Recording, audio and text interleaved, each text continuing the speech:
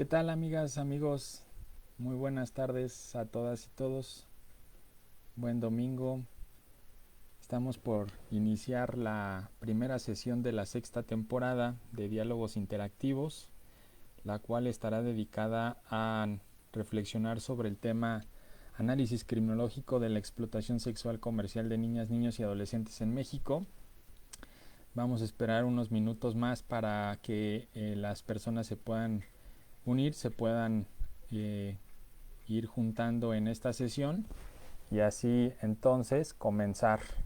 Muchas gracias a todas y todos por, como saben, pues seguir, darle like a la página, estar atentos a estas sesiones. Una disculpa, como ustedes saben, esta sesión iba a ser el día viernes, pero bueno, por algunas circunstancias ya no se pudo generar ese día, pero pues acá estamos, ¿no? En domingo, día de descanso, pero fundamental para seguir tocando estos temas que son muy importantes en nuestro país. Entonces vamos a esperar un par de minutos para iniciar. Recuerden que es la primera sesión de la sexta temporada, ya tenemos 6 temporadas, estamos por iniciar la sexta temporada. Prácticamente han sido 4 sesiones por temporada, si es que tenemos ya casi cerca de 30 videos, ¿no? 30 sesiones, cada una de las cuales, pues como ustedes saben, está dedicada a analizar y a reflexionar diferentes temas, diferentes temáticas en torno a las ciencias penales, en particular a la criminología. Y bueno, como ustedes saben también, pues la idea en un inicio de estos diálogos interactivos era precisamente hacer una sesión a partir de una publicación que he tenido la fortuna de participar.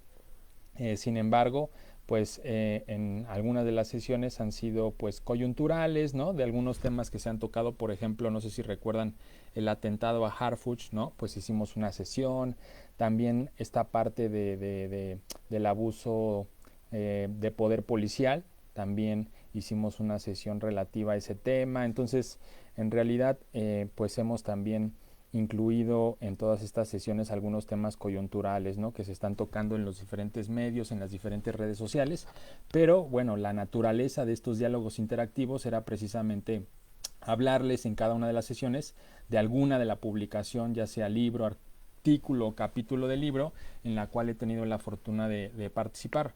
Entonces hoy en día la sesión que vamos a tener, que es sobre explotación sexual comercial de niñas, niños y adolescentes, pues no es la excepción, porque ahora vamos a tener este libro, ¿no? Esta obra, que es un estudio poco conocido, desafortunadamente me parece, pese a la relevancia internacional que tiene este estudio, pues el propio instituto, ¿no? La Secretaría de Salud también, el DIF, pues han hecho pocos esfuerzos para que se conozca. Estudios sobre la explotación sexual comercial de niñas, niños y adolescentes en México, que es una investigación que hicimos prácticamente 10 investigadoras e investigadores en el 2016 y que se publicó en el 2018, si no mal recuerdo. Desafortunadamente, como les decía, pues ha sido poco difundida, es poco conocida, a pesar de la relevancia internacional que tiene. Me parece que eso se debió pues un poco a la transición, ¿no? Porque este libro se publica en 2018 y como ustedes saben, pues es cuando entra el nuevo gobierno federal. Entonces eso no permitió que se hiciese una presentación pues digna, ¿no? De la magnitud de la investigación que llevamos a cabo. Entonces prácticamente todo lo que comentaremos, lo que reflexionaremos en este video, en esta sesión, pues es a partir o es derivado de esta publicación que salió en 2018, Estudios sobre la explotación sexual comercial de niñas, niños y adolescentes en México, que es coordinada por el maestro Daniel Cunjama y también por el maestro Carrión, pero en la cual participamos 10 investigadoras e investigadores en el 2016. Así es que, pues, sin más, ¿no? Para no perder tanto el tiempo, es también pues un poco comprensible que es domingo, entonces, pero el video va a estar aquí, ¿no? Lo voy a subir a YouTube para que ustedes puedan compartirlo, puedan verlo en otro momento. Entonces, la idea es un poco, como les decía, ¿no? El tema de hoy, que es la primera sesión de la sexta temporada, Análisis criminológico sobre la explotación sexual comercial de niñas, niños y adolescentes en México. Entonces vamos a tocar 7 puntos, 6 puntos, ¿no? Muy importantes. El primero de ellos pues es relativo a la parte de esta obra, que ustedes vean o que sepan, ¿no?, qué hay detrás de esta obra, cómo se hizo, de qué derivó, ¿no?, un poco cómo se conformó, la parte metodológica, en fin, ¿no? Y después la aproximación conceptual a la explotación sexual comercial de niñas, niños y adolescentes en México, algunos antecedentes históricos, comentarles en cuarto momento sobre algunos hallazgos de este fenómeno en 7 ciudades, que fue donde se llevó a cabo esta investigación, un poco platicarles el contexto, los ambientes, el modus operandi, las víctimas, el victimario, los factores de riesgo, la relación con agentes públicos y privados y las ganancias que nosotros pudimos verificar en cada una de estas 7 ciudades respecto a este fenómeno de la ESCNA, ¿no?, que así se le conoce por sus siglas. En 5 puntos, en el quinto punto, la política criminal que en términos generales se ha llevado a cabo contra este fenómeno, y finalmente algunas recomendaciones, algunas conclusiones que nosotros indicamos en este libro, en esta publicación. Entonces, sin más, pues comentarles, ¿no? Como ya les decía, gran parte de esta conferencia, que es análisis criminológico de la explotación sexual comercial de niñas, niños y adolescentes, se deriva de esta obra, ¿no? La obra es intitulada Estudios sobre explotación sexual comercial de niñas, niños y adolescentes en México, que fue en 2018 por parte del Instituto Nacional de Ciencias Penales y por parte también del DIF nacional, ¿no? Entonces, comentarles un poco cómo surgió esta obra. En realidad, desde el 2015-2016, el DIF contacta al Instituto Nacional de Ciencias Penales, donde yo soy profesor investigador, y hace un convenio el DIF con el INACIPE para llevar a cabo este estudio. Lo que quería el DIF en ese momento era un poco actualizar otro estudio que es muy conocido, internacionalmente difundido, que se llama Infancia Robada. No sé si ustedes lo conocen, es una obra de la doctora Elena Saola que se llevó a cabo en el 1999, el año 2000, y un poco el interés del DIF, ¿no?, al contratar al INACIPE para que se llevase a cabo este estudio, era continuar, ¿no?, actualizar el estudio de Infancia Robada de Elena Saola. Entonces, ese fue uno de los puntos, ¿no?, de los motivos de por qué hacer esta investigación, porque el DIF contrata al INACIPE, ¿no?, como institución académica para llevar a cabo esta actualización del estudio Infancia Robada, que fue escrito, que fue producido por la doctora Elena Saola y que también fue publicado incluso por la ONU, por UNICEF, en fin. Pero otros 2 puntos también que son importantes y que los cuales fueron motivo, ¿no?, razón de por qué hacer este estudio. Por un lado, como ustedes saben, pues los derechos de las niñas, de los niños y de los adolescentes cada vez ha sido más fuerte, ¿no? Desde el año 50, si es que nos vamos, por ejemplo, al convenio, ¿no?, internacional sobre los derechos del niño, de la niña, y más reciente hasta los años 80, cuando se da la Convención Nacional o la Convención Internacional de Derechos del Niño, que es más conocida, pues eso ha traído como poner sobre la mesa, ¿no?, en el centro de las discusiones, el derecho a una vida libre de violencia y a la integridad personal de las niñas y de los niños y de los adolescentes. Incluso en nuestro país, desde el 2014, tenemos la Ley General que es de los derechos de niñas, niños y adolescentes. Entonces, obviamente partimos de ese punto, ¿no? Partimos de esa razón de cómo internacionalmente y localmente hemos evolucionado hacia una mayor protección de las niñas, de los niños y los adolescentes. Antes, como ustedes sabrán, pues se les consideraba objetos, ¿no?, de protección. Ahora más bien son sujetos de derechos, ¿no? El derecho internacional de los niños, niñas y adolescentes ha crecido y se ha ampliado de manera muy importante. Entonces, obviamente nosotros teníamos sobre la mesa ese punto, ¿no?, ese motivo. Y por otro lado, pues un poco la realidad, ¿no?, la realidad que nos muestra que a pesar de ese derecho, ¿no?, a una vida libre de violencia, las niñas, los niños y los adolescentes en nuestro país, pues desafortunadamente son víctimas de muchísimas violencias, de muchísimas prácticas, de muchísimas expresiones de violencia. Un poco podríamos ahí citar a Mario Luis Fuentes, ¿no? En 2020, que dice, le hemos fallado a la niñez mexicana, ¿no? Un poco como para sintetizar, ¿no? El cómo el Estado mexicano pues ha estado ausente, ha sido indiferente e incluso en algunas ocasiones violento frente a la niñez, frente a la adolescencia en nuestro país. Si nosotros miramos las estadísticas, pues nos daremos cuenta de esta perspectiva, ¿no? La violencia en las familias, ¿no?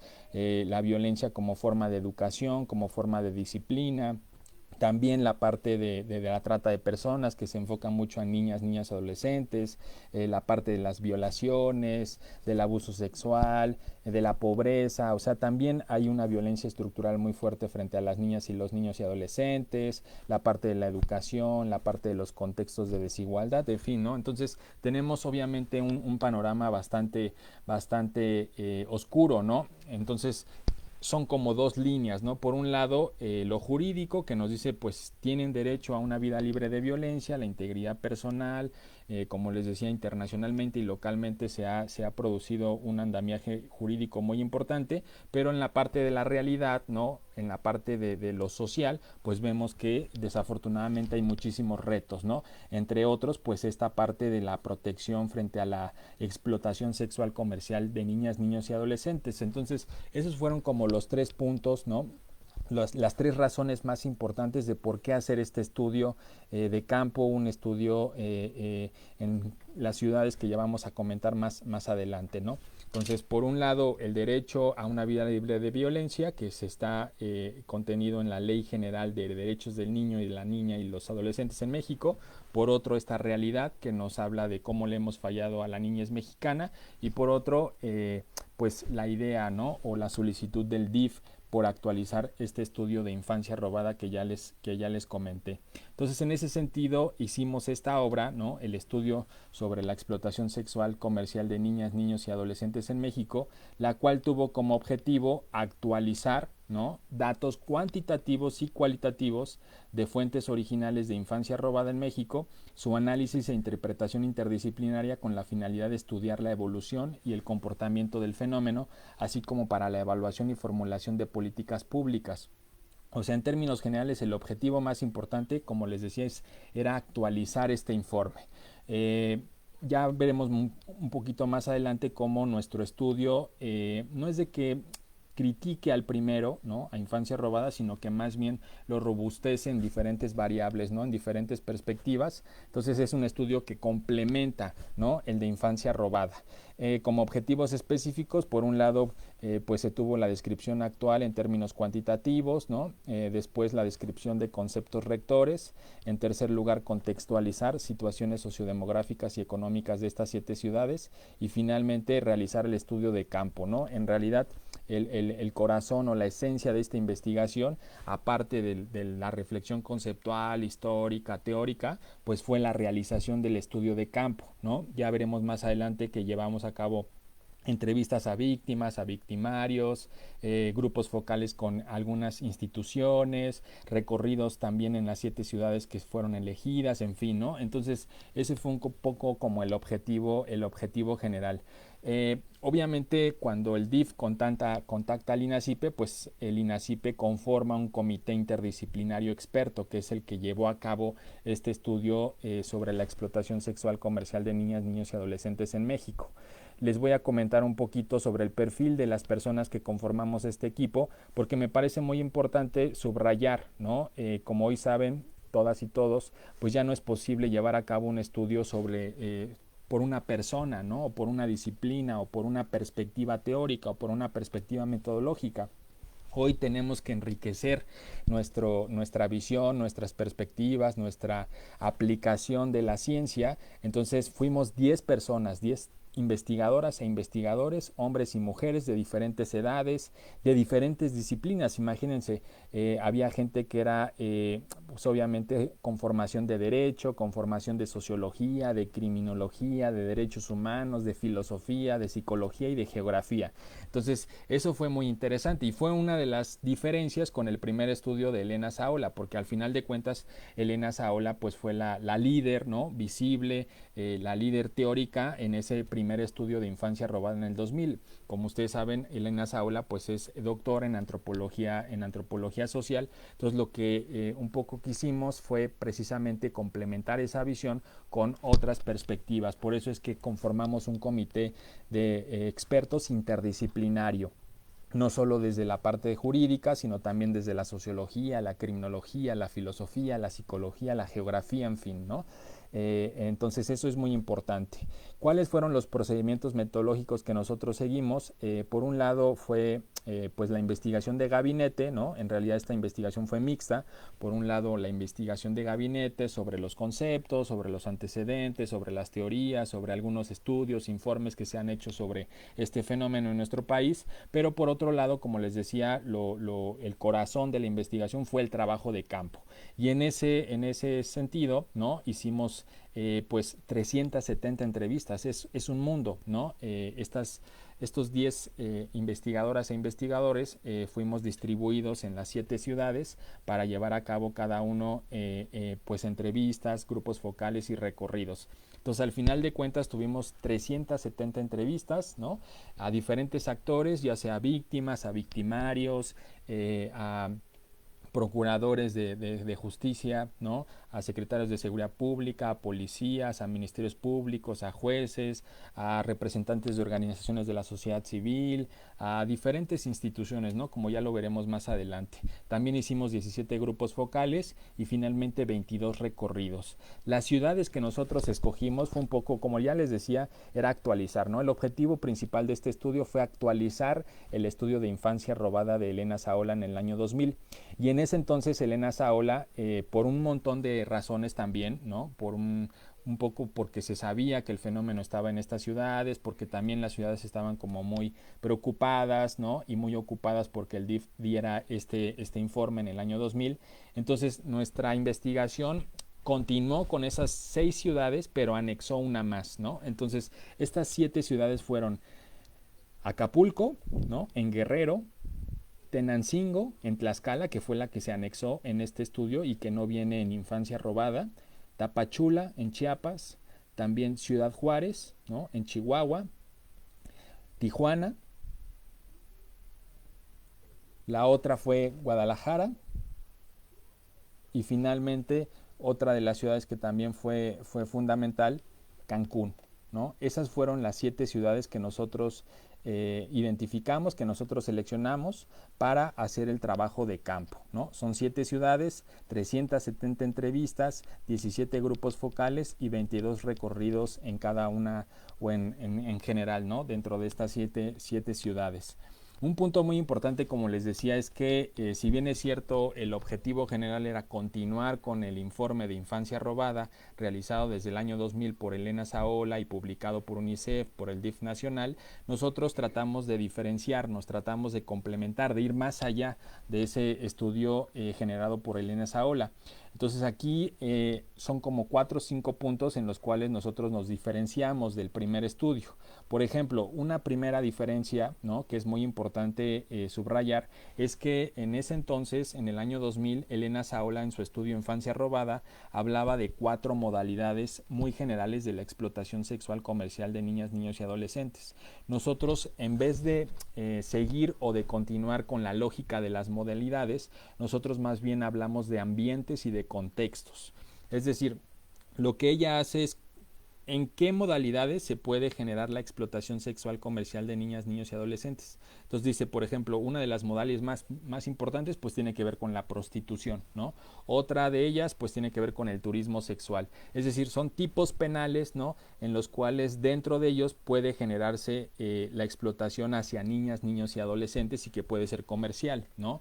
Lo que nosotros hacemos más que seguir con los tipos penales generales, ¿no? O marcos en la explotación sexual comercial de niñas, niños y adolescentes, es más bien identificar ambientes y contextos, ¿no? Nosotros entendemos un ambiente, un contexto como una circunstancia de tiempo, lugar y forma, ¿no?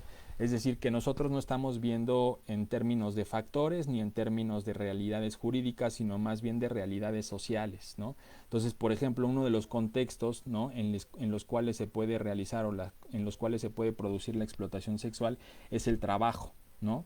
el trabajo en términos generales, aun cuando sea ilegal o sea legal, ¿no? U otro contexto que también nosotros, y que lo vamos a ver más adelante, que surgió, es el hogar, las familias. Entonces estamos hablando de un contexto en tiempo, lugar y forma, no siguiendo la lógica de los tipos penales o de la realidad jurídica, sino más bien hablando de estos espacios, de estos lugares, de estos tiempos sociales en los cuales obviamente se puede generar la explotación sexual comercial de niñas, niños y adolescentes. Entonces eso es muy importante. Nosotros no hablamos de modalidades, no hablamos de factores, sino más bien de ambientes y contextos, ¿no? Más de 10 ambientes y de contextos. Entre ellos obviamente también el turismo sexual, la prostitución, la migración, el trabajo, el hogar, en la explotación laboral, ¿no? Porque si bien es cierto, es diferente la explotación sexual de la explotación laboral, nosotros vimos en campo, ¿no? Que muchas veces en el contexto, ¿no? de la explotación laboral se dan también prácticas de explotación sexual. Entonces esto es muy importante porque obviamente, y ustedes quienes me han seguido siempre, pues han sabido que yo critico mucho la parte de los delitos, ¿no? Yo siempre he dicho que los delitos, los tipos penales para los criminólogos no nos funcionan, porque son realidades redefinidas por el Estado, son realidades limitadas en ese sentido. Entonces, fíjense, si nosotros agarramos el Código Penal como criminólogos y así vamos a la sociedad, pues miraremos realidades separadas una de la otra, y eso no nos funciona, en la realidad no funciona así. Vemos como dentro de un tipo penal hay muchísimos otros conflictos, muchísimas otras realidades jurídicas, pero que socialmente están interrelacionadas. Entonces el Código Penal y el derecho penal obviamente es muy limitado desde una perspectiva social, desde una perspectiva mucho más profunda, ¿no? Como es la criminología.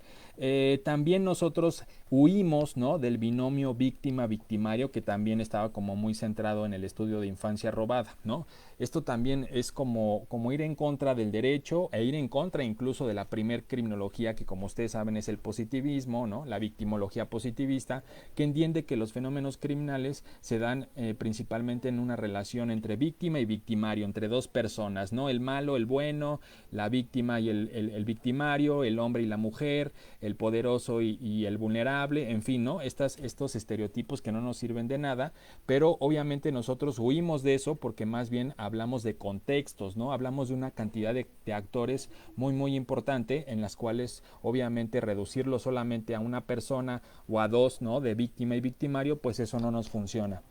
Más bien vemos cómo la víctima y el victimario pues están sumidas en lo social, están sumidas en lo ilegal, pero también en lo legal, en lo informal. O sea, los mundos, ¿no? Sociales se interrelacionan. Entonces ya no hay que seguir esta lógica de la criminalidad o de la independencia criminológica, ¿no? Porque más bien la criminología se interrelaciona y los fenómenos criminales se interrelacionan con un montón de variables, con un montón de contextos. Entonces, entenderlos así con este binomio víctima-victimario, pues no nos funciona, ¿no?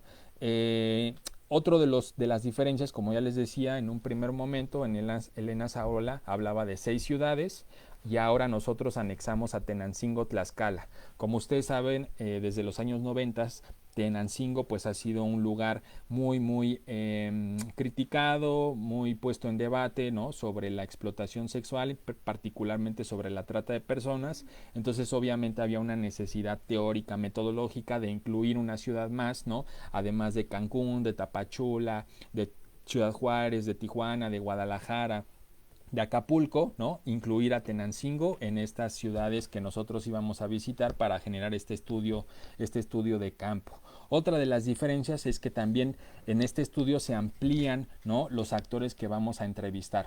En un primer momento, en Infancia Robada, solamente se hacía una investigación de campo en instituciones públicas, ¿no? Principalmente de asistencia, protección y procuración y administración de justicia, de salud, y por otro lado también en aquel entonces, ¿no? En organizaciones de la sociedad, ¿no? Organizaciones no gubernamentales y algunos académicos. Nosotros vamos más allá porque incluimos, por ejemplo, a víctimas y a victimarios. En el primer informe de Elena Saola no se entrevistaron ni a víctimas ni a victimarios. Tampoco se entrevistaron a instituciones, por ejemplo, de victimología, ¿no?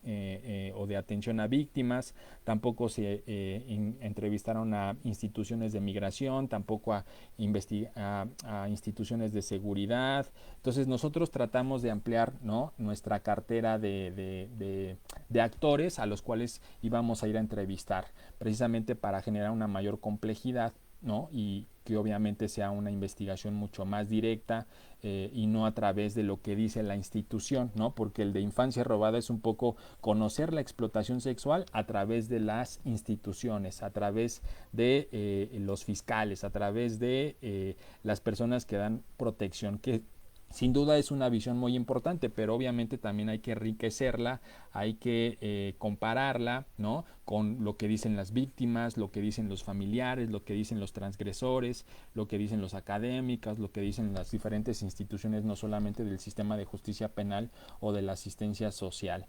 Otro de los puntos finalmente que también es diferenciador entre uno y otro estudio es que en el de infancia robada principalmente es un abordaje cuantitativo, ¿no? Lo que buscaba Elena Saola era generalizar, ¿no? Dar un dato.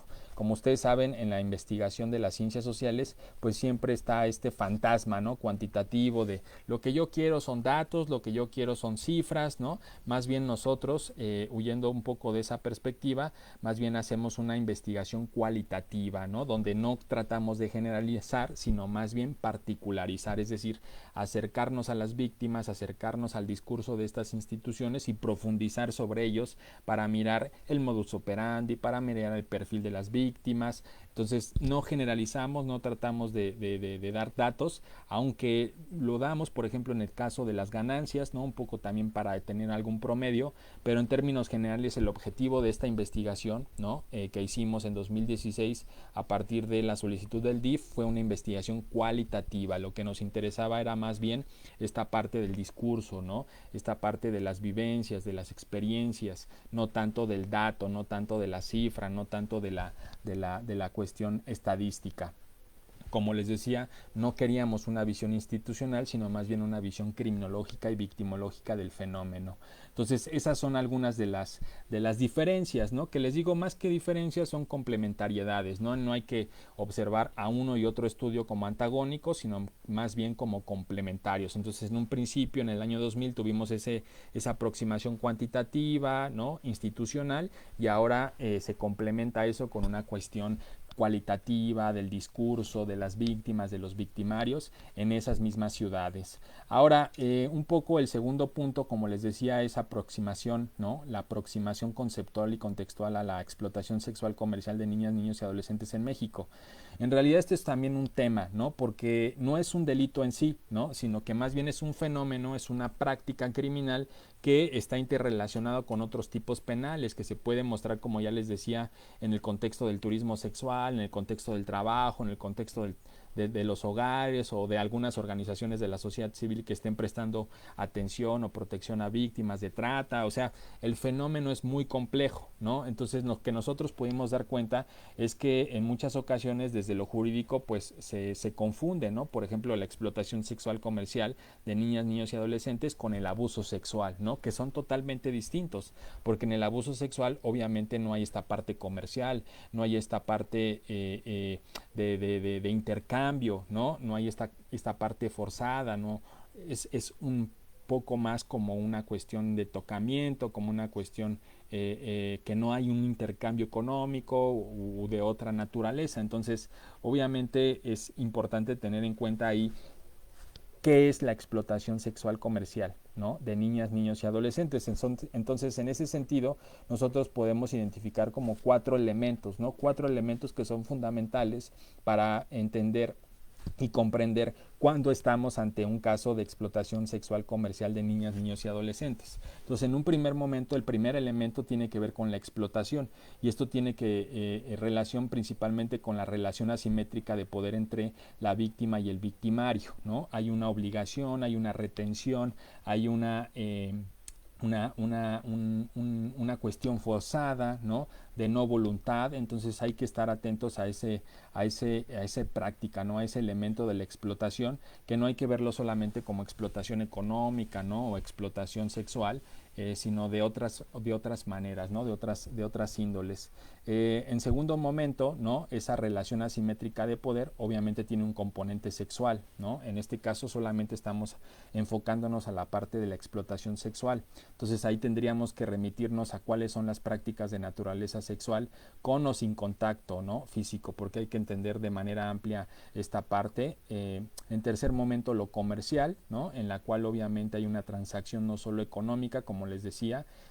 Aquí obviamente ya hablamos de un contexto mucho más amplio, ya no solamente privado como puede darse en el abuso sexual, sino que aquí se puede dar en el ámbito del mercado, ¿no? Que es donde obviamente nosotros pudimos observar este fenómeno que está anclado a muchísimas lógicas del mercado sexual.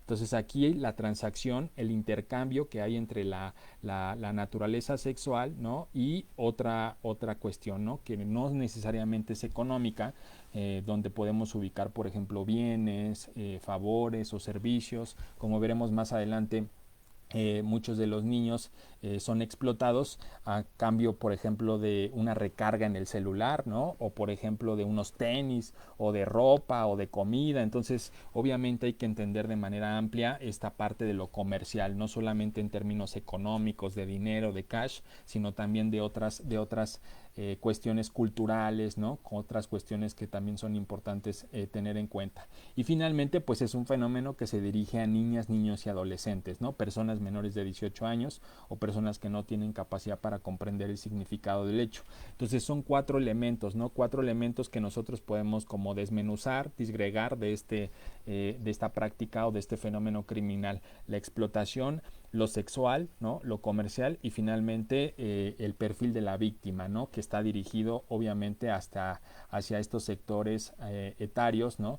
Menores de 18 años de edad. La aproximación contextual, por su parte, como les decía, aquí es donde se nos complica mucho, porque obviamente les decía, no hablamos de un tipo penal en específico, sino que más bien es una práctica, es un fenómeno criminal que puede ocurrir en un montón de contextos, ¿no? En un montón de modalidades, en un montón de tipos penales. Entonces tenemos, por ejemplo, el turismo sexual, ¿no? Donde obviamente, entre otras cosas, pues se hace una explotación de niñas, niños y adolescentes en un contexto de mercado, ¿no? Pero también la pornografía infantil, la migración, ¿no? Los contextos de migración, como veremos, principalmente nosotros pudimos ubicar casos en Tijuana, en Ciudad Juárez, en las zonas fronterizas, donde hay un flujo, ¿no? Un gran flujo, sobre todo ahora con las políticas de Trump, con las políticas de Obama, ¿no?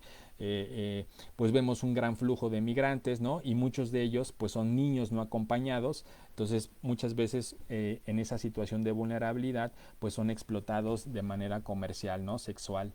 La trata de personas, ¿no? Que como sabemos pues es un tipo penal muy muy complejo, dirigido no solamente a la parte sexual, sino también al trabajo forzado, al matrimonio forzado, en fin, pero dentro de la trata de personas pues puede darse esta práctica de la explotación sexual comercial hacia niñas, niños y adolescentes.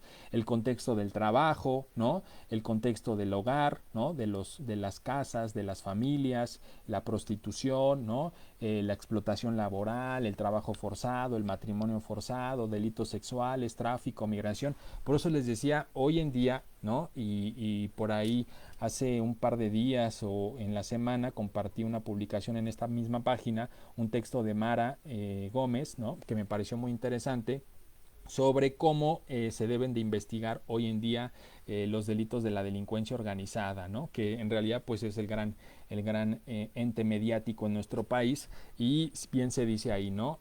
Tenemos que dejar esta lógica de casos por casos, ¿no? De personas, de casos, y más bien ir hacia esta parte contextual, hacia esta parte estructural, donde todos estos fenómenos se entrelazan, se interrelacionan. Entonces, en este sentido, nosotros pudimos verificar esa misma lógica en el fenómeno de la explotación sexual comercial de niñas, niños y adolescentes. Entonces, si nosotros hacemos una campaña o una política solamente enfocándonos al turismo sexual, pues eso va a ser muy limitado, ¿no? Porque el fenómeno de la explotación pues se verifica en un montón de contextos, ¿no? Entonces, por eso la necesidad de que los ministerios públicos, de que las fiscalías generales de la República, las fiscalías generales de justicia de cada uno de los estados de nuestro país, ya no sigan la lógica de casos y personas, sino que en sus investigaciones tomen en cuenta las investigaciones de contexto, las investigaciones de estructuras, ¿no? Y en ese sentido puedan incluso aminorar su trabajo, porque si seguimos en esta lógica de caso por caso, pues no vamos a tener ningún resultado y sí muchas carpetas y muchos casos aparentemente aislados, pero que tienen conexiones entre ellos. También podemos hablar de contextos emergentes, ¿no? Eh, por ejemplo, el uso de tecnologías, ¿no? El crimen organizado, que son dos variables que en nuestro estudio, en estas 7 ciudades, pues salió de forma constante, ¿no? De forma permanente. El crimen organizado ha venido a alterar mucho cómo se daba este fenómeno, sobre todo a cómo se visibilizaba en el estudio de infancia robada en el año 2000, y por otro el uso de las tecnologías, ¿no? Ya sea como medio, como fin, también ha impactado y ha generado un cambio de cómo se va presentando este fenómeno de la explotación sexual comercial de niñas, niños y adolescentes en nuestro país.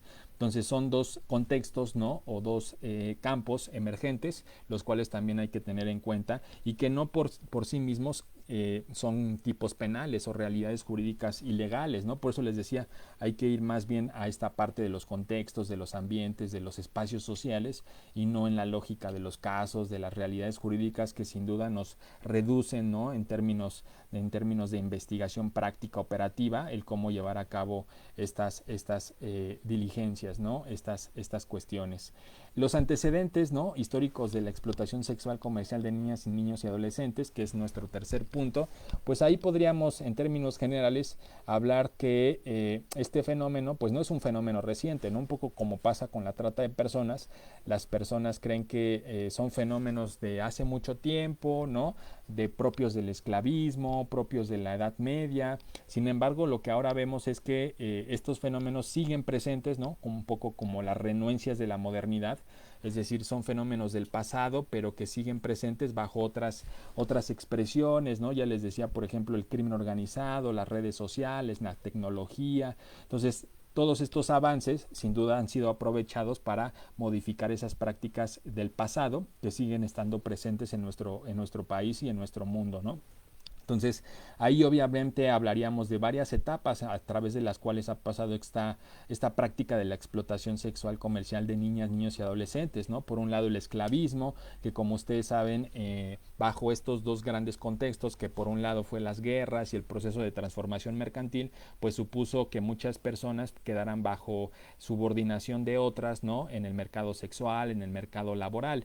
Posteriormente tendríamos la etapa de la Edad Media, ¿no? Con la Iglesia, que ahora por muchos antropólogos sociales, muchos antropólogos culturales, sus investigaciones, pues sabemos que también la Iglesia ha tenido un papel fundamental para este tipo de cuestiones sexuales, ¿no? A pesar del discurso, a pesar de lo que se dice, pues son los sacerdotes los primeros que van a prostituir, ¿no? A las mujeres, a las niñas, a los niños. Entonces también dentro de la Edad Media, en esta fase, en esta etapa, pues es importante tener en cuenta cómo se fue transformando este fenómeno. Y finalmente en la parte del capitalismo o del feudalismo, pues vemos que estos factores de la explosión demográfica, la globalización económica, la agricultura modernizada, ¿no? Pues también han sido factores o han sido contextos los cuales a pesar o más bien no han disminuido, sino que por el contrario han transformado esta parte, ¿no? Por eso ahora se habla de la esclavitud moderna, ¿no? De la esclavitud del siglo XXI. A pesar de que la esclavitud pues ha sido una de las banderas más importantes del capitalismo y de la modernidad en cuanto a su abolición. Otro de los antecedentes históricos que también es importante tener en cuenta pues son los antecedentes jurídicos, ¿no? ya les decía, la Declaración de los Derechos del Niño del 50 y tantos, ¿no? Muchas veces siempre se parte solo de la Convención del 1989, pero es importante tener en cuenta que antes, en 1959, si no mal recuerdo, existió la Declaración de los Derechos del Niño, ¿no? Y en alguno de esos principios se habla de la protección o del derecho que tiene el niño a no ser explotado. Entonces, ya desde los años 50, 60 del siglo pasado, ya se tenía en cuenta o se era consciente de este fenómeno, ¿no? De la explotación que sufren las niñas y los niños y adolescentes. Pero no fue, sin embargo, hasta la Convención en efecto de los Derechos del Niño del 89, que obviamente el discurso, ¿no?, internacional de los derechos de niñas, niños y adolescentes, pues fue impactando a cada uno de los países y en consecuencia a cada una de las legislaciones locales. Entonces, a partir de ahí tuvimos protocolos, directrices, sesiones, convenios, incluso congresos mundiales sobre la explotación o en contra de la explotación sexual comercial de niñas, niños y adolescentes. Es importante, ¿no?, en ese sentido, entender que la realidad o la historia jurídica es distinta a la realidad o a la historia social, ¿no? Prácticamente siempre es primero el fenómeno, ¿no?, la cuestión social, y después viene la reacción social, no viene la reacción jurídica. Por eso es importante tener siempre en cuenta más bien una visión histórica, social, antropológica, sociológica, criminológica, porque si nosotros partimos de la realidad jurídica, pues diríamos, pues no es hasta el 80, ¿no?, hasta el 89 que surge este fenómeno de la explotación sexual, porque es a partir de ahí principalmente cuando se tiene conciencia y se van generando estos protocolos, estas directrices desde lo jurídico internacional. Pero si nosotros vemos el fenómeno desde lo antropológico, desde lo sociológico, pues miraremos que esto existe desde el esclavismo, ¿no?, desde etapas muy pretéritas en nuestra historia occidental. Otro de los puntos también importante acá, ¿no?, es discutir si México, por ahí hay bastantes cifras y bastantes estadísticas, ¿no?, que mencionan que México ocupa el primer lugar en violencia física, sexual y homicidio en personas menores de 14 años entre los países de la OCDE, ¿no? Sabemos que México muchas veces se compara con estos países, ¿no?, a los cuales pertenece, y un poco ahí se genera esta visión, ¿no?, de diferentes temas, entre otras pues la violencia, los homicidios. Esto principalmente lo hago no con fines de decir que la explotación o la violencia contra los niños no existe. Ya decíamos que incluso uno de los primeros puntos o de las primeras razones de por qué hacer este estudio fue precisamente ser conscientes de que en México la niñez está desprotegida, está siendo víctima de un montón de prácticas y de violencias. Sin embargo, es para apuntar, ¿no?, sí, muy importante, y que lo veremos más adelante, es una de las recomendaciones que damos en este estudio, para generar estudios, para generar diagnósticos. Seguimos, ¿no?, y este caso no es la excepción, seguimos sin estadísticas, sin datos confiables en materia de violencia, en materia de criminalidad, en materia de conflictividad social, pese a que cueste creerlo, ¿no?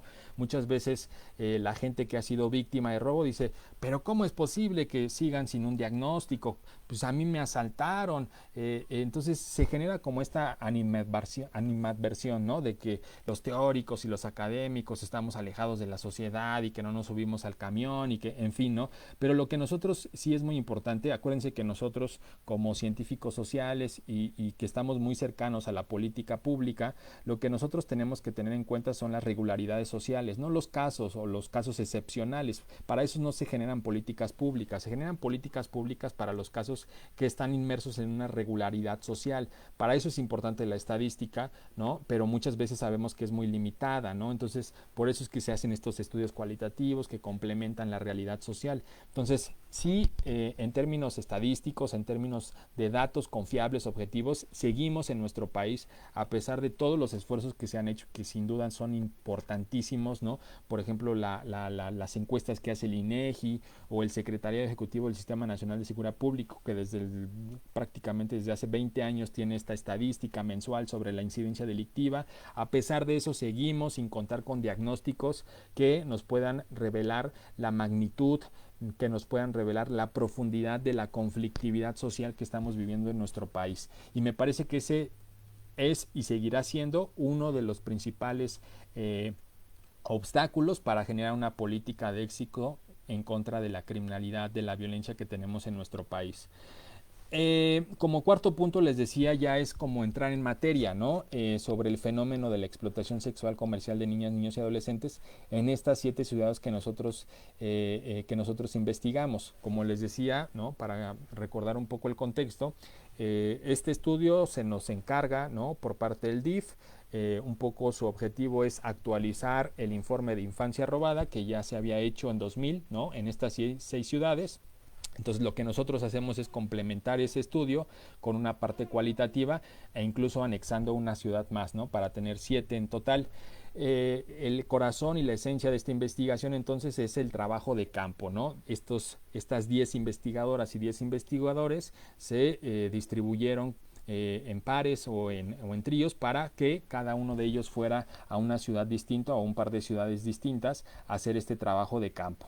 El resultado de ese trabajo de campo es este cuarto punto, ¿no? Donde observamos algunas variables del fenómeno de la ESCNA, ¿no? De la explotación sexual comercial de niñas, niños y adolescentes en nuestro país. Los contextos, el modus operandi, el perfil de las víctimas, el perfil de los victimarios, factores de riesgo, la relación entre agentes públicos y privados con el fenómeno y finalmente las ganancias. Obviamente por el tiempo que tenemos solamente me voy a permitir abordar 2 ciudades, ¿no? Acapulco y Cancún, ¿no? Para que obviamente, o más bien para también hacer un poco diverso, ¿no? el hallazgo, porque obviamente Cancún y Acapulco son 2 ciudades turísticas. Mencionaremos mejor Acapulco, ¿no? Y Ciudad Juárez como ciudad fronteriza. Como les decía, son 7 ciudades, pero por el tiempo vamos a abordar solamente 2. Entonces, Acapulco como ciudad turística, ¿no? Y por otro lado, Ciudad Juárez como ciudad fronteriza, para mirar ahí un poco los hallazgos o las diferencias en torno a los contextos sociodemográficos que implica cada ciudad. Entonces, en el caso de Acapulco, los contextos que nosotros pudimos observar, ¿no? En los cuales se produce y se reproduce la explotación sexual comercial de niñas, niños y adolescentes, los dividimos en 2, ¿no? Un poco los contextos tradicionales y los contextos emergentes o recientes. En los contextos tradicionales pudimos observar que la explotación sexual comercial de niñas, niños y adolescentes en la ciudad de Acapulco muchas veces se da en el contexto de la migración, ¿no? Principalmente de la migración interna. Entonces ahí entramos un poco al modus operandi. Lo que nosotros observábamos es que hay una migración interna muy importante, sobre todo alrededor de Acapulco, ¿no? En las montañas, donde hay presencia muy alta presencia de grupos originarios. Ellos bajan, ¿no? Hacia las ciudades turísticas o hacia las zonas turísticas más bien, ¿no? Hacia la parte del centro, para ofrecer sus productos, para ofrecer sus bienes que en la montaña generan, ¿no? Diseñan. Entonces muchas veces lo que nosotros podíamos observar, ¿no? A partir de las entrevistas, de los recorridos y de los grupos focales, es que en ese contexto, ¿no? De trabajo, de migración, se da la explotación sexual comercial de la niña o del niño, ¿no? Principalmente a partir de el familiar, ¿no? Incluso que puede ser el padre, que puede ser la madre, que puede ser el tío.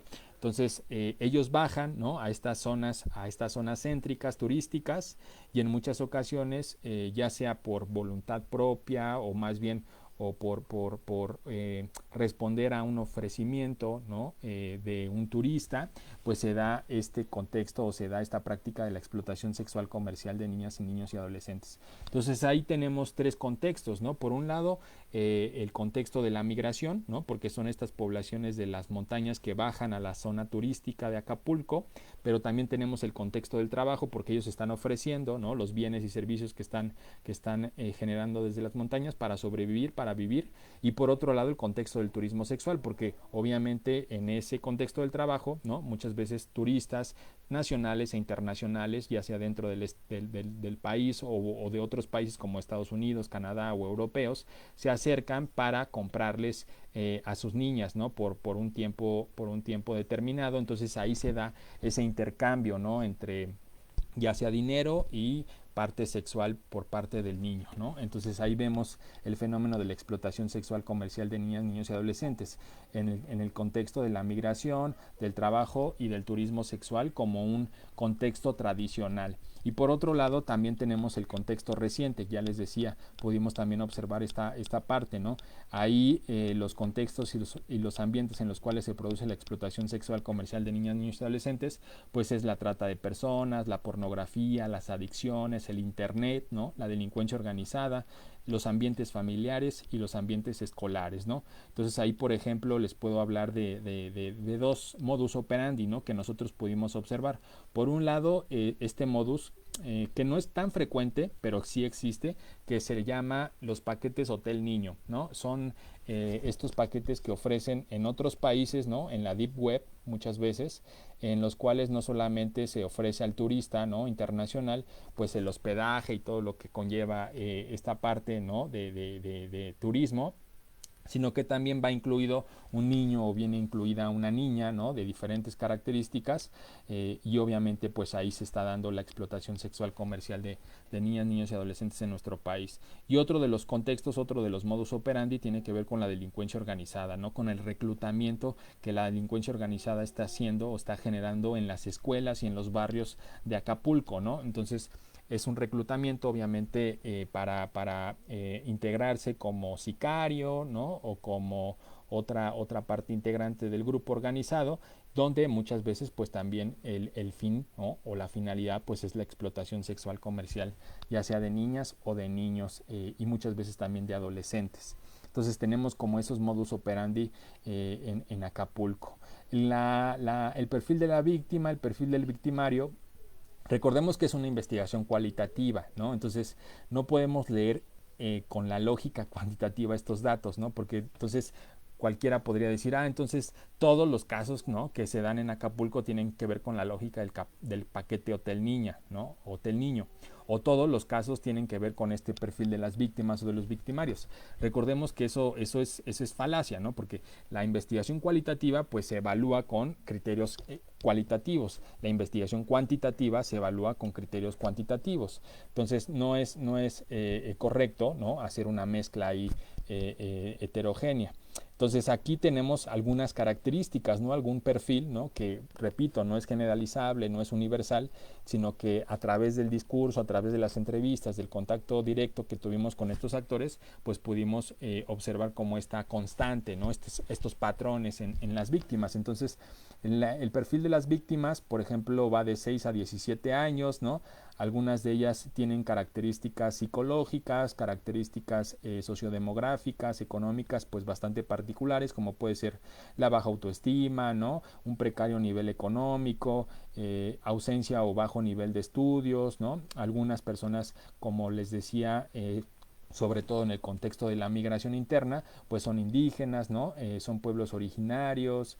También vimos que en muchos casos están presentes las adicciones, la violencia familiar. Son algunas de las características que nosotros pudimos advertir, ¿no? Que nosotros pudimos identificar en los casos, ¿no? Sobre las víctimas. Y en cuanto a los victimarios, 40, 60 años, la mayor parte de ellos son hombres, jubilados, ¿no? Ya les decía un poco también el turismo, tanto nacional como internacional, pues está presente. Repito, esto no tiene por fin el generalizar, sino simplemente el destacar que en estos casos, pues ese es un poco el perfil que pudimos advertir. Los factores de riesgo, por un lado la debilidad emocional, como podría ser un factor individual, ¿no? En la víctima, las conductas de riesgo, la pobreza, ¿no? La desigualdad social, la falta de información, la indiferencia a lo educativo. Muchas veces los padres, las madres, pues no tienen en cuenta lo importante que puede ser la educación para salir de esos contextos de desigualdad, de pobreza. Entonces los niños, las niñas, pues son tempranamente forzados a dejar la escuela, ¿no? Para incluirse ya sea en la parte laboral o en la parte de la familia, y en muchas veces en esos contextos de vulnerabilidad pues se puede dar la explotación sexual comercial. Ruptura de lazos familiares, la sexualidad precoz, factores institucionales y delincuencia organizada, ¿no? Son como los factores que nosotros pudimos identificar. Obviamente habría que hacer una profundización sobre cada uno de ellos, ¿no? La idea no es obviamente generar un estereotipo o generar una criminalización, una victimización de ciertas prácticas, sino simplemente dar cuenta de esos factores que nosotros pudimos identificar en algunos casos que conocimos en Acapulco. La relación con agentes públicos y privados, cabe señalar que prácticamente en todas las ciudades, en las 7 ciudades que nosotros hicimos este estudio, pues hay una relación constante, ¿no? Entre diferentes agentes públicos y privados, ¿no? Ya sean policías, militares, agentes del Ministerio Público, jueces, agentes de migración, en fin, ¿no? Diferentes agentes públicos, los cuales desafortunadamente muchas veces no solamente es por omisión, sino por acción, ¿no? Vimos muchos casos, sobre todo en la frontera, en las zonas turísticas también, donde los policías, los militares son los que consumen estos cuerpos de niñas, niños y adolescentes, ¿no? Entonces es un punto muy, muy delicado también. Y sobre los agentes públicos, pues ya les decía, ¿no? El crimen organizado, algunos hoteles que también están inmiscuidos, ¿no? En la parte de la explotación sexual comercial. Entonces ahí tenemos una relación bastante compleja entre este fenómeno criminal y los agentes públicos y privados. Las ganancias, también ese fue otro punto, otra variable que nosotros quisimos integrar, no como una variable cuantitativa, sino como una variable que nos pudiera dar, ¿no?, cuenta de cuánto más o menos es lo que se está moviendo en el mercado. Entonces ahí hablábamos de ganancias económicas que pueden ir desde 500 pesos, ¿no?, hasta 1000 o incluso hasta $2000 en el caso del paquete Hotel Niño. Y por otro lado, como les decía, hay que entender las ganancias, esta parte comercial no solo como económica, como dinero, sino también en especie. Entonces ahí podemos hablar de tenis, comida, dispensa, cenas, celulares, recarga de celulares, ¿no?, de tarjetas para el teléfono. Entonces hay una infinidad de bienes, de servicios en los cuales puede intercambiarse la parte sexual, ¿no? Eso en cuanto a Acapulco. Que cabe señalar, Acapulco fue una de las ciudades más complicadas, porque cuando nosotros viajamos a Acapulco fue en el 2016, junio, julio de 2016, pues el crimen organizado estaba muy, muy fuerte en Acapulco. Digo, todavía sigue estando, pero en esa época incluso había presencia militar muy, muy, muy constante, muy alta en prácticamente toda la ciudad, y eso obviamente impidió muchas veces acceder a las instituciones, acceder a entrevistas, a grupos focales. Había como una especie de secretismo, ¿no?, una especie de pacto del silencio, ¿no?, entre las instituciones que decían: aquí no hay delincuencia organizada, aquí no hay explotación sexual, no hay trata de personas, no hay nada, ¿no? Entonces obviamente esos contextos que también es muy interesante subrayarlos, ¿no?, para quien se interese en el trabajo de campo. Acuérdense que el campo pues siempre es incierto, ¿no? Por eso muchas veces el protocolo pues es modificado constantemente, no así en las investigaciones cuantitativas, sobre todo en las cualitativas, porque tú puedes tener cierta visión, puedes tener cierto objetivo, pero cuando te paras ya en el campo, cuando te paras en la comunidad en la cual vas a investigar, pues todo eso cambia, ¿no?, constantemente. Y como les decía, la otra ciudad que vamos a abordar sería Ciudad Juárez como zona fronteriza, para tener también como otra mirada, ¿no?, otra perspectiva en diferente ciudad, ya no otra ciudad turística, sino más bien una ciudad fronteriza. Aquí los contextos y los ambientes que nosotros pudimos observar fue trata de personas, prostitución, turismo sexual, tráfico de migrantes, familia, pornografía, delincuencia organizada y el ámbito institucional, ¿no? Aquí, por ejemplo, podría yo subrayar o destacar dos ambientes, ¿no? Por un lado, la parte del tráfico de migrantes, que como ven, buena ciudad fronteriza, pues como ya les decía, hay un flujo muy importante de migrantes, y en los cuales de ellos muchas veces son menores no acompañados, y pues eso obviamente genera una vulnerabilidad mayor. Pero no quiere decir que tampoco en las familias migrantes tampoco se pueda dar, ¿no? Por supuesto que se da. Otro de los contextos que podría yo destacar es la familia. Muchas veces se piensa que la explotación sexual comercial pues se da en grandes magnitudes, ¿no? Como parte de la delincuencia organizada o como parte del turismo sexual, pero también pudimos nosotros advertir que muchos casos se da la familia, ¿no? Los padres, no sé, en las ciudades fronterizas sobre todo, muchos padres adolescentes o muy jóvenes pues son desafortunadamente adictos a algunas drogas y cuando ya no tienen pues pueden usar a sus hijos, a sus bebés, a sus niñas como intercambio para obtener más sustancias, ¿no?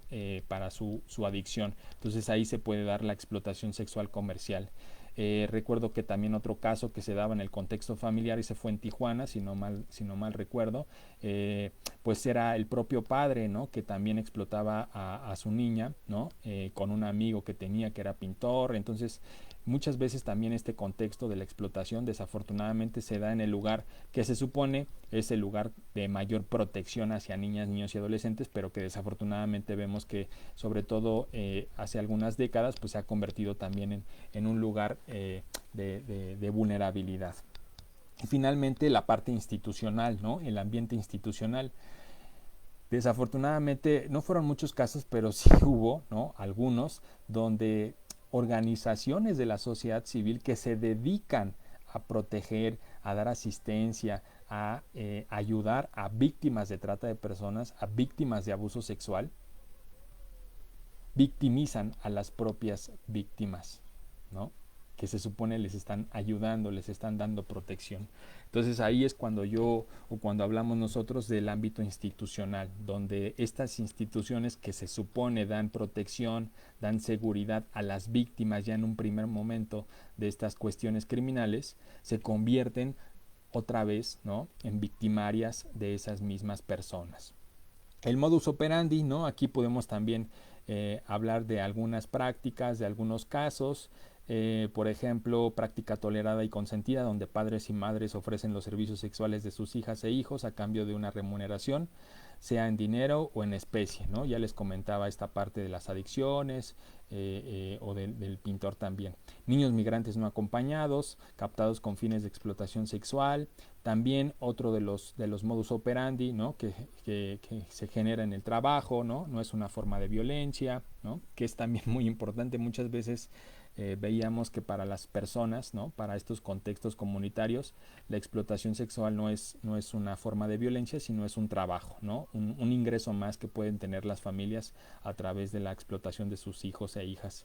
Las redes sociales, que como les comentaba también es uno de los modelos o de los contextos emergentes. La desaparición forzada, desafortunadamente muchas de las personas, sobre todo niñas, niños que están desaparecidos, pues han tenido como fin el mercado sexual. Hoteles y bares a casas particulares, ¿no? El fenómeno ha cambiado bastante, ¿no? Que ese es como uno de las conclusiones que nosotros tuvimos en términos generales con la investigación de campo que realizamos en estas 7 ciudades, sobre todo respecto al informe de infancia robada. Si uno lee el informe de infancia robada de Elena Saola, pues se dará cuenta que este fenómeno era muy visible, ¿no? En Acapulco, por ejemplo, decía que tú pasabas por el malecón y ahí podías observar a los niños que estaban prácticamente ofreciendo sus servicios sexuales a la luz del día. Hoy, con el impacto o con la influencia del crimen organizado, este fenómeno ¿cómo decirlo? Se ha ocultado, no se ha extinguido, ¿no? Que ese es un poco también un punto importante. No es de que ya porque en el malecón o en los bares o en los hoteles donde tradicionalmente se hacía o se daba esta práctica, ¿no? Ya no se da, eso no quiere decir que no exista, sino que más bien está transformándose. Entonces veíamos cómo pasamos de los hoteles, de los bares, ¿no? A casas particulares donde se está dando esta explotación sexual comercial de niñas, niños y adolescentes. E incluso veíamos muchos casos donde el hijo, ¿no? O la hija está en su casa prácticamente todo el día, recibe un WhatsApp, ¿no? Que es algún intermediario de la organización, y entonces la niña, ¿no? El niño por su cuenta propia, ¿no? Por voluntad propia va al hotel X, ¿no? O a la casa particular X para que pues obviamente se vea con su victimario final, ¿no? Con el consumidor. Y ella posteriormente termina el acto, ella regresa a su casa y sigue su vida cotidiana como si nada hubiese ocurrido. Eso obviamente complica mucho la investigación, ¿no? Que tradicionalmente les decía, pues estaba enfocada como en los bares, en los antros, en zonas de tolerancia o zonas rojas, ¿no? Así conocidas como la las zonas donde se da la prostitución legal, sino que ahora este fenómeno ha transformado, ¿no? Se ha transformado por las redes sociales, por el crimen organizado, en fin, ¿no? Entonces se oculta, pero no es que se extingue, ¿no? No es de que se esté reduciendo, sino que más bien adopta otras formas. La parte de las víctimas, de los victimarios, ¿no? Ahí, pues, en parte de las víctimas, pues, estereotipos arquetípicos establecidos, ¿no?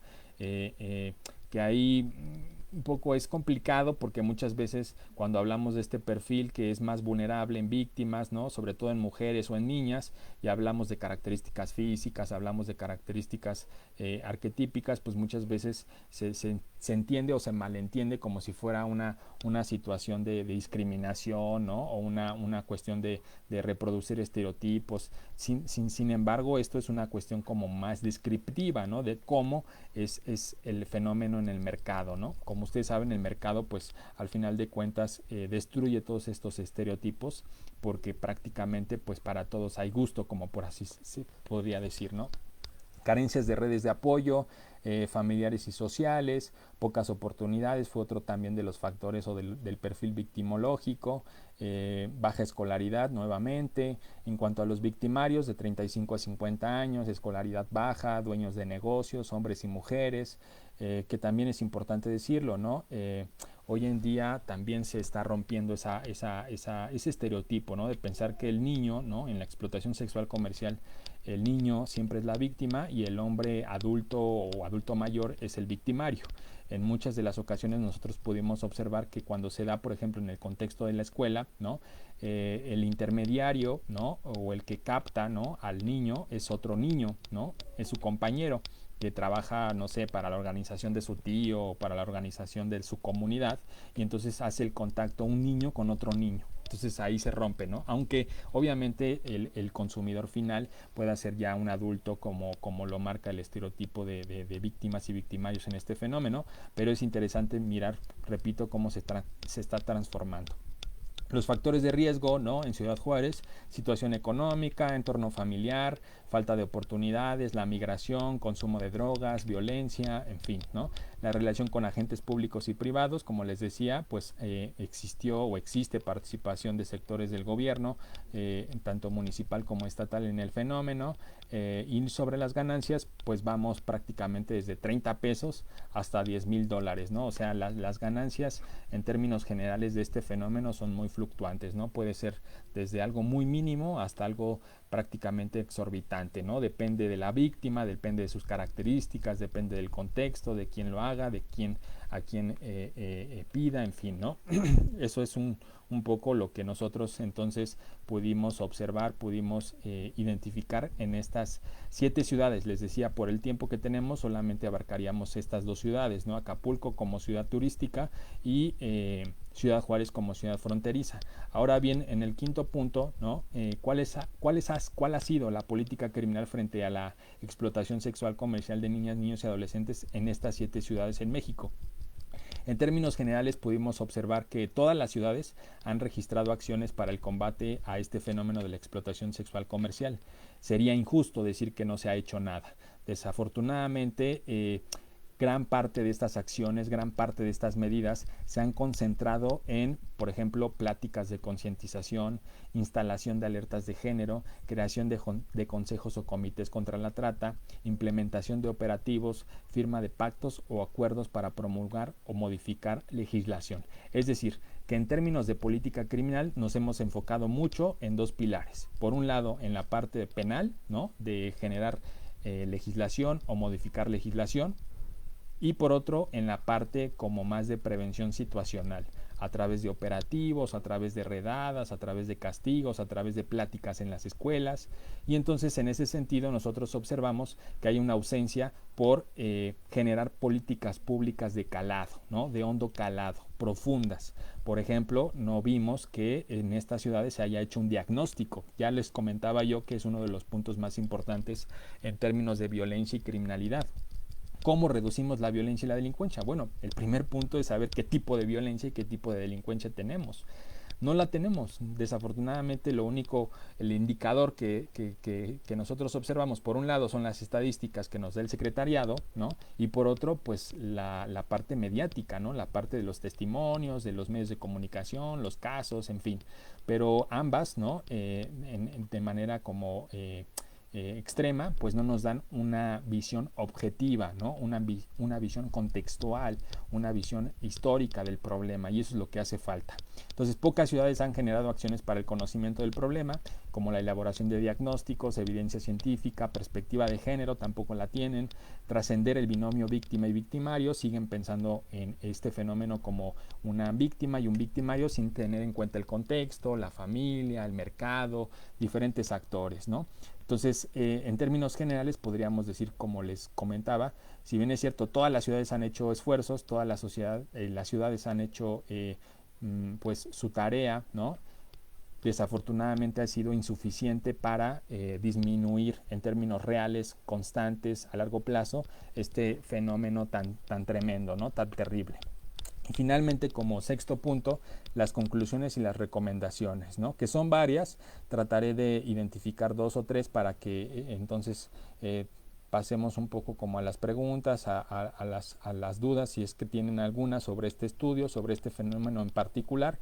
Una de ellas, repito, ¿no? Pues es generar diagnósticos de la explotación sexual comercial de niñas, niños y adolescentes en nuestro país, con nivel de desagregación municipal y un poco con la visión que nosotros establecimos en esta obra, ¿no? Es decir, no mirar el fenómeno aislado de otros tipos penales o de otros contextos o de otros ambientes, ¿no? Trascender esta parte del binomio víctima y victimario y sobre todo hacerlo a nivel municipal, ¿no? Desafortunadamente los pocos diagnósticos que existen, ¿no? De este fenómeno y de otros tantos, pues es siempre a nivel nacional, en algunas ciudades, en algunos puntos, ¿no? O a nivel estatal. Incluso este estudio, ¿no? Por razones prácticas, por razones de recursos, pues se hizo solamente en 7 ciudades, pero sin duda es un punto de partida para que los demás DIFs, ¿no? Para que las demás instituciones pues puedan generar su propio diagnóstico. Otra de las recomendaciones que también podría ser interesante tiene que ver con identificar mejores prácticas, ¿no? Ya les decía, sería injusto decir que estas 7 ciudades no han hecho nada. Pudimos identificar en muchas de ellas buenas prácticas que han tenido buenos resultados, resultados con éxito, ¿no? Entonces habría que hacer una relación de esas buenas prácticas y ponerlas sobre la mesa para que otras instituciones, bajo sus respectivas necesidades y especificidades contextuales y culturales, puedan llevarlas a cabo. También otra de las cuestiones importantes tiene que ver con actualizar la normatividad, ¿no? Homogeneizar y modificar. Como les decía, la explotación sexual comercial de niñas, niños y adolescentes pues es un fenómeno, una práctica criminal bastante compleja, porque no la encontramos en un tipo penal en específico, sino que más bien está presente en múltiples tipos penales, en múltiples realidades jurídicas. Y eso se complica aún más cuando vemos que esos tipos penales pues no están homogeneizados en nuestro país, ¿no? Cada estado, cada entidad federativa tiene su propia tipificación, entonces ese es un problema, ¿no? Afortunadamente parece que ya estamos más cerca todavía del Código Penal único, ¿no? Que obviamente podría ser una solución a este tipo de problemas de la heterogeneidad en el tipo penal, ¿no? También hay definiciones poco claras, la confusión que ya les decía sobre abuso sexual y explotación sexual comercial, que no solamente se da en la ley, sino que muchas veces se da en la propia práctica, ¿no? De los psicólogos, de los trabajadores sociales, de los ministerios públicos en estas ciudades. Y finalmente también la posibilidad de crear una ley general de acceso de niñas, niños y adolescentes a una vida libre de violencia. Si bien es cierto en uno de los artículos, ¿no? De la Ley General de Derechos de Niñas, Niños y Adolescentes que se generó desde el 2014, viene su derecho a la no violencia y a la integridad física, a la integridad personal, me parece que sería fundamental generar una ley como la tienen las mujeres, ¿no? A una vida libre de violencia para niñas, niños y adolescentes, a efecto no solamente de conformar un solo documento donde visibilicemos todas estas prácticas criminales, delictivas que tienen niñas, niños y adolescentes, sino que también sea un documento donde se pueda visibilizar, donde se pueda gestionar pues la política pública, ¿no? Que tendría que hacer tanto la federación como los estados, las entidades federativas. Entonces, ese era un poco lo que yo les quería comentar, ¿no? En realidad les recomiendo mucho que adquieran esta obra, Estudios sobre la explotación sexual comercial de niñas, niños y adolescentes en México, sobre este estudio que hicimos en el 2016. Es una obra editada por el Instituto Nacional de Ciencias Penales y también por el DIF Nacional, que como ya les comentaba al principio de esta sesión, pues ha sido poco difundida, es poco conocida, pero me parece que es una obra monumental, ¿no? Una obra muy, muy importante, como lo fue en su momento Infancia Robada en el año 2000, tal vez porque no da una cifra, ¿no? Como aquel documento no haya tenido el impacto, pero me parece que a nivel cualitativo, a nivel de profundidad, nos da muchísimas claves, muchísimas pistas para entender el fenómeno de la explotación sexual comercial de niñas, niños y adolescentes en nuestro país. Entonces, no sé si alguien tenga alguna pregunta, alguna duda que tengan sobre este libro en general o en particular sobre el fenómeno de la explotación sexual comercial de niñas, niños y adolescentes, ¿no? De la cual se trató esta sesión.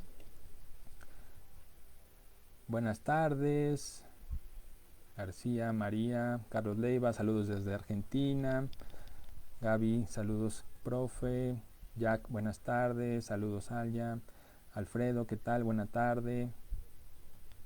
¿Quedará grabado aquí en tu página? Sí, el video, como ustedes saben, queda grabado e incluso ya después yo lo subo a mi página de YouTube, Un Criminólogo en México, y lo difundo y lo distribuyo para que lo puedan también ustedes a su vez replicar. Saludos, Wendo, Márquez, Dilbe, buenas tardes a todas, todos. Miriam, contrario. Entonces no sé si tengan alguna pregunta, alguna cuestión sobre el fenómeno de la explotación sexual comercial de niñas, niños y adolescentes. Si no, terminaríamos aquí la sesión. Nuevamente muchas gracias a todas y todos por su atención. Digo, sé que es domingo y es día de descanso, pero estos temas no nos dejan descansar, desafortunadamente. Damaris dice, y sí sería excelente que se contara con una ley de libre de violencia a menores. Sí, me parece que es un punto, digo, también habría una crítica, ¿no? En cuanto a, pues estamos llenos de leyes, ¿no? México, Argentina, me parece que son como de los países en el mundo que más promulga leyes en materia penal, por así decirlo.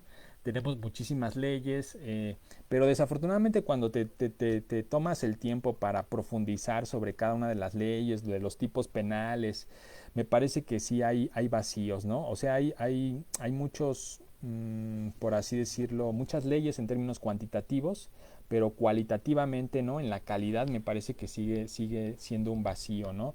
Y en ese sentido, pues podría ser una oportunidad para promover, para promulgar esta ley general de acceso a una vida libre de violencia de niñas, niños y adolescentes en nuestro país, que como les comentaba, por un lado podría ser importante para conformar, ¿no? Para sintetizar en esa propia ley todas las violencias, los delitos, las prácticas criminales de las cuales son víctimas, pero por otro lado, como una ley general, ya saben, establecer políticas públicas concretas, específicas que tendría que generar el Estado, ¿no? Tanto a nivel federal como a nivel estatal y municipal.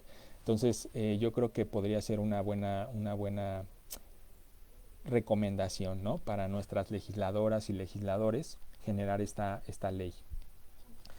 María dice, habla de un imaginario social, ese varía, pero la víctima reconoce ese problema psicológico. Habla de un imaginario social. No recuerdo hablar de haber tocado la parte del imaginario social. Si pudieras como especificar un poco más tu comentario, María, te lo agradecería. O sea, les digo, este estudio principalmente fue de corte cualitativo. Es así que nuestro objetivo no es generalizar, no es generar datos cuantificables, sino más bien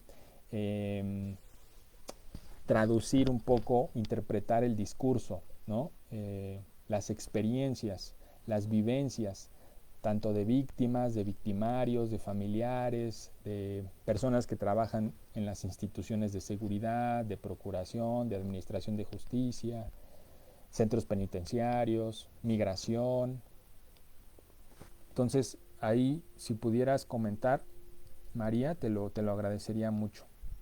Jack dice, comentas que la concepción de los niños se daba a partir de terceros, pero los niños, parte de este estudio, ¿cómo se perciben? ¿Se alcanzan a observar como víctimas y victimarios? Sí, es muy importante esa parte, porque como les decía, en el estudio que nosotros actualizamos, que es Infancia Robada, de Elena Saola, si ustedes lo leen, ¿no? Y les recomiendo que se echen un clavado ahí a Google, lo pueden descargar sin ningún problema, se darán cuenta que el fenómeno se conoce, se interpreta a partir del discurso de las instituciones. O sea, lo que ella hace es entrevistar a académicos, entrevistar a psicólogos, a trabajadores sociales, a una infinidad de actores que trabajan en la parte de la asistencia y la protección social de niñas, niños y adolescentes, particularmente, ¿no? Y en algunos puntos en los ámbitos de justicia, de procuración de justicia. Pero lo que nosotros hacemos, un poco ampliando ese espectro de actores, es ir hacia también las víctimas y los victimarios, ¿no? Y incluso en algunas ocasiones en los que tuvimos oportunidad, también ir directamente a las familias, ir directamente a los contextos. Entonces, en ese sentido, esta investigación es un poco más rica, ¿no? Porque nos contrasta la visión de las instituciones, pero con las visiones también de las propias víctimas y victimarios. En ese sentido, como tú bien comentas, ¿no? Desafortunadamente muchas niñas y niños pues están en esta etapa donde obviamente pues no se reconocen como tal, ¿no? Sobre todo en un contexto tan complejo como es el mercado comercial sexual. Entonces ocurre algo como muy similar a la parte de la trata de personas, donde las víctimas no se reconocen porque están bajo estos síndromes, por ejemplo, de burnout, ¿no? O el síndrome de Estocolmo, que les impiden identificarse y autoidentificarse como víctimas. Ahora, aún más cuando hablamos de niñas, de niños y de adolescentes, ¿no? Sabemos un poco ahí que la parte del consentimiento pues está prohibido, ¿no? No podemos decir, es que la niña o el niño pues estaban conscientes, ¿no? Y accedieron a el intercambio sexual, ¿no? Eso está desde tratados internacionales obviamente prohibido porque se supone que las niñas, los niños carecen todavía de madurez, ¿no? Para poder ellos mismos decir por voluntad propia que quieren, que no quieren, y en ese sentido se debe de siempre de tener una opinión de un adulto o la interpretación desde la parte de sus orientadores, de sus padres. Ese es un debate muy muy fuerte, ¿no? Porque cuando tú te acercas al campo, ¿no? A lo cualitativo, parecería muchas veces que los niños acceden de forma voluntaria a este mercado sexual, ¿no? Pero la interpretación ahí desde el derecho, desde la parte ética, desde la dignidad humana, desde los derechos humanos, te dice que no, que aun cuando los niños estén diciendo que lo están haciendo por voluntad propia, eso es impensable, ¿no? Por todo lo que se ha mostrado desde la evidencia psicológica, desde la parte emocional, ¿no? Desde la parte más profunda. Entonces es un rollo, ¿no? Y ahí por ahí recuerdo hace como 2, 3 semanas o algún mes publiqué un libro, ¿no? Que hoy en día está como muy mediático, está siendo muy criticado, muy comentado, de una chica que en los años 60 fue víctima de abuso y de violencia sexual, ¿no? Por parte de un escritor muy famoso en Francia. Y yo comentaba que en ese tiempo este escritor, junto con muchos teóricos muy importantes, como por ejemplo Simone de Beauvoir, ¿no? O también por ahí estaba Sartre, habían sacado un desplegado en los periódicos pidiendo que se despenalizara, que ya no se criminalizara la relación entre adultos y niños, las relaciones sexuales, las relaciones incluso matrimoniales. Entonces es todo un tema, ¿no? Porque depende desde qué arista o desde qué perspectiva lo miremos. Obviamente si lo vemos desde la parte del derecho, es muy claro, ¿no? Si lo vemos también desde la parte psicológica, sobre los hallazgos que se han dado en menores, en cómo ellos conciben, cómo ellos interpretan, cómo ellos toman sus decisiones. Pero si lo vemos desde un ámbito más neutral, ¿no? Tal vez más cualitativo, más filosófico, ¿no? Psicoanalítico, ahí podría haber también algunos puntos interesantes, ¿no? ¿Por qué los niños no podrían decidir sobre su propia sexualidad? Claro que lo pueden hacer, ¿no?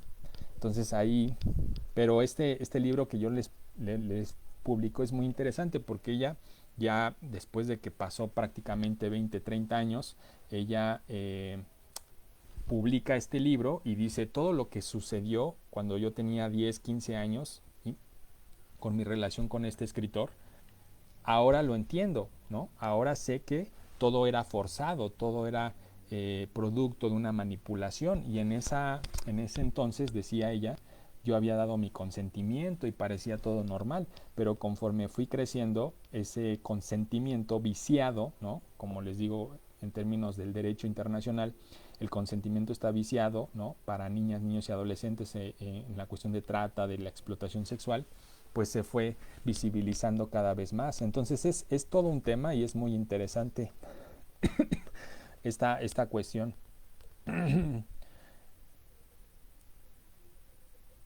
um,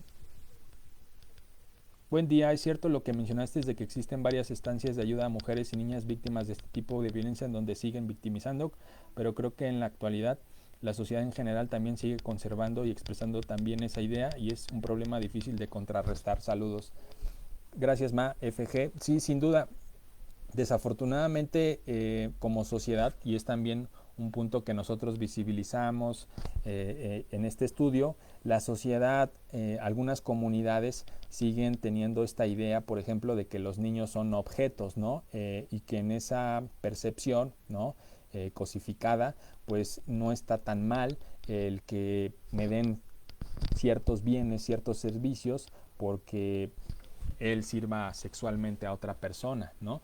Entonces, obviamente hay una base cultural muy importante sobre la cual se sostiene este tipo de prácticas como la explotación sexual comercial de niñas, niños y adolescentes en nuestro país, sobre todo en ciertas comunidades, en ciertos sectores sociales. No estoy hablando de que sea un fenómeno propio de sectores o de colectividades atrasadas o ignorantes. Simplemente estoy hablando de que hay una base cultural, ¿no? Muy importante, desde la cual se conciben a los menores, a las niñas, niños y adolescentes como objetos, ¿no? Como objetos sexuales incluso en algunas ocasiones.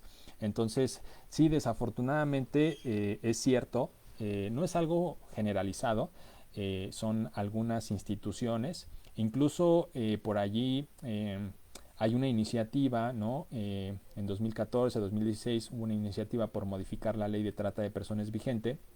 Y uno de los puntos importantes es que la sanción contra la trata de personas se agravase cuando el victimario fuera representante de una de estas instituciones de organizaciones de la sociedad civil vinculada a la protección a víctimas, ¿no? Porque se estaban dando casos y se están dando muchos casos al día de hoy donde el victimario, el perfil del victimario es que pertenece a ciertas instituciones desde las cuales se aprovecha para victimizar a las personas. Pero sí, sin duda, independientemente de lo que sucede en estas organizaciones, en la sociedad en su conjunto también hay esta práctica, ¿no? de muchas veces no solamente ser indiferente, sino incluso cómplice, ¿no? De esta explotación de niñas, niños y adolescentes. Considero que se debe tener mayor responsabilidad social partiendo de la reflexión de estos temas, exponerlos, buscar protección y resolución, por ejemplo, con desconocimiento potencializamos y naturalizamos la hipersexualización de los menores y cuando lo conocemos no divulgamos información ni prevención.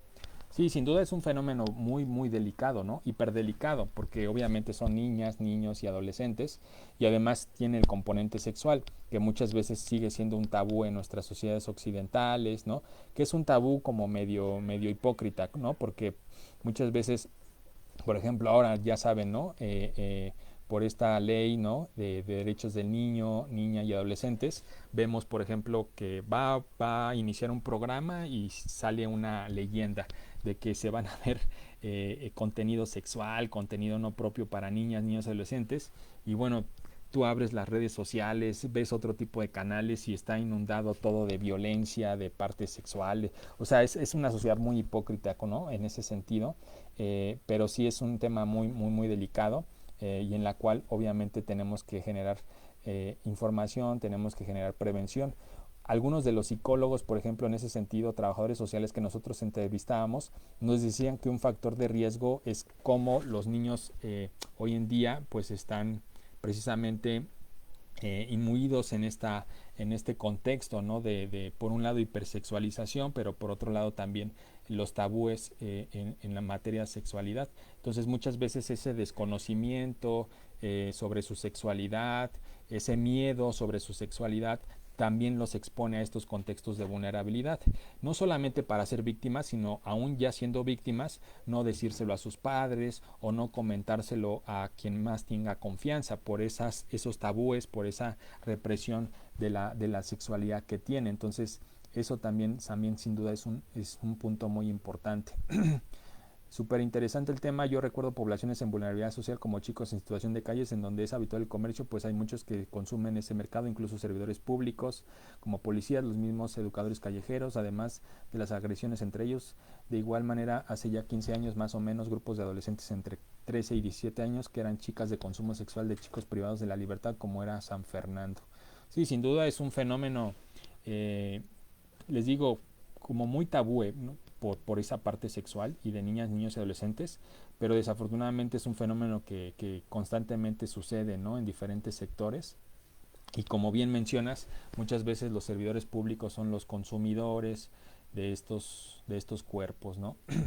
Muy cierto, muy interesante el abordaje con ejemplos de diferentes contextos, en fin. Pues muchas gracias a todas y todos, de verdad les agradezco mucho su tiempo, ¿no? Como siempre, pues este tipo de diálogos, este tipo de sesiones tienen la finalidad de divulgar lo que es la criminología, algunos temas criminológicos, pero como bien decían en las preguntas, en los comentarios, pues es importante también tener presente el dolor que hay detrás de estos fenómenos y la importancia de prevenir desde nuestras casas, desde nuestros hogares, desde nuestra comunidad, con nuestros conocidos, conocidas, nuestros allegados y allegadas, pues este tipo de cuestiones de las cuales no estamos exentos, ¿no? Desafortunadamente este fenómeno está muy, muy oculto, ¿no? Ahora con la pandemia, con el acceso o la facilitación a las redes sociales, obviamente son prácticas que se potencializan. Entonces, como padres, como madres, como adultos, como jóvenes, como adolescentes, pues estamos o tenemos que estar muy pendientes de este tipo de contextos, ¿no? Saludos a todas y todos, les agradezco su tiempo y que pasen un excelente domingo. Hasta luego.